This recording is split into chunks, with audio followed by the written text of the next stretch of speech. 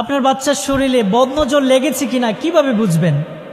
আজকাল দেখা যায় আমাদের বাচ্চাদের বেশিরভাগই বদনজরের কারণে আপনি রাতে দেখা যায় ঘুমাতে পারেন না।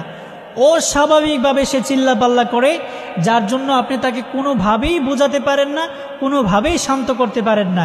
এই বদনজরের কারণে দেখবেন আবার অনেকের শরীরে গোটা ফুটে যায়, কিংবা ফক্স বের হয়, কিংবা সে এত রোগান্ত হয় অকল্পনীয়ভাবে, তাকে কোনো চিকিৎসার মাধ্যমে তাকে সুস্থ করা যায় না। সে সুস্থ হতে দেরি আবার অসুস্থ হয়ে যায়। এমন অনেক আছে। আপনি আপনার বাচ্চার শরীরে বদনজর আছে কিনা কিভাবে বুঝবেন? আজকে ইনশাল্লাহ আমরা সেটা কোরআন হাদিস থেকে শুনবো এবং এই বদনজর থেকে বাঁচার জন্য একটি দোয়া ইনশাল্লাহ আপনাদেরকে শিখাবো। প্রিয় দিনদার মুত্তাকি পরহেজগার ভাই এবং বোনেরা, এই বদনজরটা কিন্তু সত্যি, এটা আপনাকে আমাকে বিশ্বাস করতে হবে। এটা রাসূলুল্লাহ সাল্লাল্লাহু আলাইহি সাল্লামের সময়ও ছিল। হযরতে আয়েশা রাদিয়াল্লাহু তাআলা আনহাকে বিশ্বনবী সাল্লাল্লাহু আলাইহি সাল্লাম এই বদনজর থেকে বাঁচার জন্য ঝাড়ফুঁক করতে বলেছেন, দোয়া করতে বলেছেন।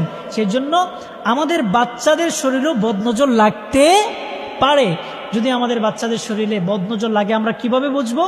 আমরা সর্বপ্রথমে 7টা মরিচ নিব, লাল মরিচ, আমরা শুকনা লাল মরিচ আমরা নিব 7টা। এই 7টা লাল মরিচ নিয়ে তার মাথা থেকে পা পর্যন্ত মুছবো এই 7টা মরিচ দিয়ে। সর্বপ্রথমে এই মরিচগুলো দিয়ে আমরা মাথা থেকে পা পর্যন্ত মুছবো। 7টা মরিচ লাগবে, কিন্তু 7টা মরিচ দিয়ে আমরা মুছবো। মুছার পরে এই মরিচগুলোকে আগুনে জ্বালিয়ে দিব।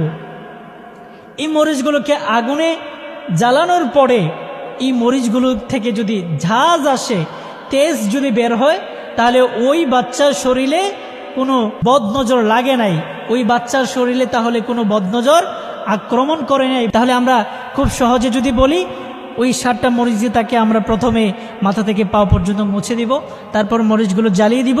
যদি তেজ আসে তাহলে বাচ্চার শরীরে কোনো বদনজর নাই, আর যদি তেজ না আসে তাহলে বদনজর আছে। আর যদি বদনজরটা যদি থাকে, এটা থেকে মুক্তির জন্য বিশ্বনবী সাল্লাল্লাহু আলাইহি সাল্লাম আমাদেরকে একটি দোয়া শিখিয়েছেন। ইনশাআল্লাহ এই দোয়া যদি পড়েন, আল্লাহ তাআলা আপনার সন্তানকে বদনজর থেকে হেফাজত করবেন এবং যত মানুষ যাদের উপরেই বদনজর লেগেছে সবাইকে হেফাজত করবেন।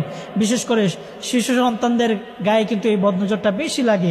যদি বদনজর লেগে যায় তাহলে কি করবেন? এই দোয়াটি পড়বেন।